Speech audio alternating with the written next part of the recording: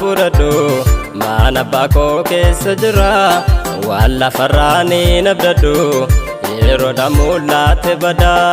wanti fafa kesan kuni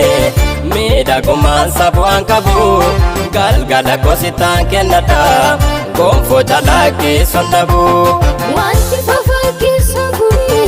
mida kuman sabuan kabu galgala kositan kenada gonfo jalaki sondabu wanti fafa kesan kuni mida kuman sabuan kabu galgala kositan kenada gonfo jalaki sondabu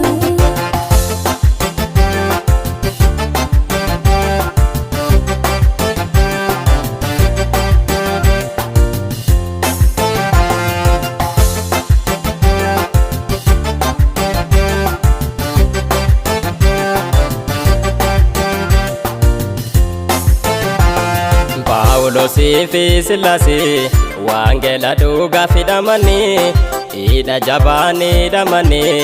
wakasani farfatani arada peyon sige galgala kotu bareda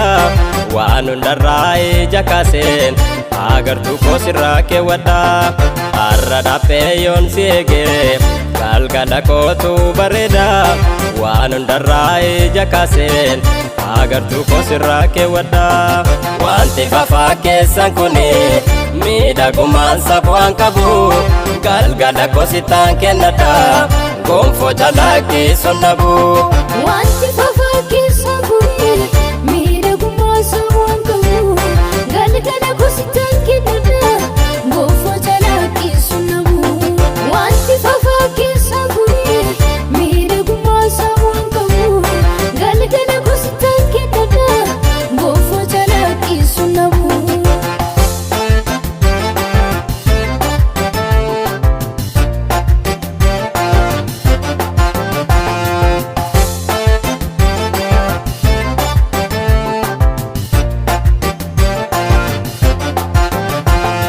ayana kena bayisi amanjuru tansif hojjeda abbiye koati nangatin firab lammi kotu sida ormatano fi namanu yada kosi bira jira ar korma debu nambasu ati tatu sumanega ormatano fi namanu yada kosi bira jira ar korma debu nambasu ati tatu sumanega wanti fafa kesan kuni mida guman sabuan kabu galgala kositan kenada gonfo jalaki sondabu wanti fafa kesan kuni mida guman sabuan kabu galgala kositan kenada gonfo jalaki sondabu wanti fafa kesan kuni mida guman sabuan kabu galgala kositan kenada gonfo jalaki sondabu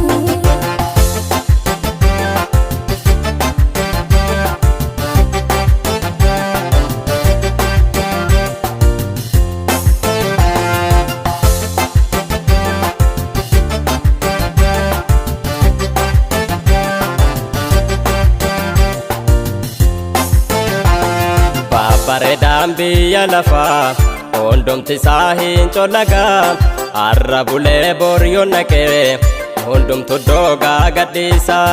kanaaf waan argame baduuf jedhe dokoo gaadhinnisu ayyaanni keenaaf gahaadha abbiyyee koonaaf ladhuka kanaaf waan argame baduuf jedhe dokoo gaadhinnisu ayyaanni keenaaf gahaadha abbiyyee koonaaf ladhuka wanti fafa kesan kuni mida guman sabuan kabu galgala kositan kenada gonfo jalaki sondabu wanti fafa kesan kuni mida guman sabuan kabu galgala kositan kenada gonfo jalaki sondabu wanti fafa kesan kuni mida guman sabuan kabu galgala kositan kenada gonfo jalaki sondabu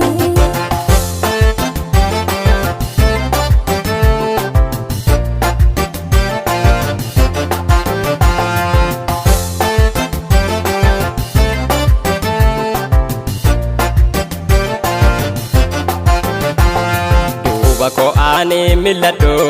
fuuldura taansi lalladha ixannaa ormaan barbaadu aanoo si duukaan tiradha kaachuu koo galmaan naaf ga'e badhaasa koo naaf fixadhu kaara gubbaatti nannisini mana kee keessa na kaawwadhu kaachuu koo galmaan naaf ga'e badhaasa koo naaf fixadhu kaara gubbaatti nannisini mana kee keessa na kaawwadhu wanti fafaa keessan kuni miidhagummaan sabu'aan qabu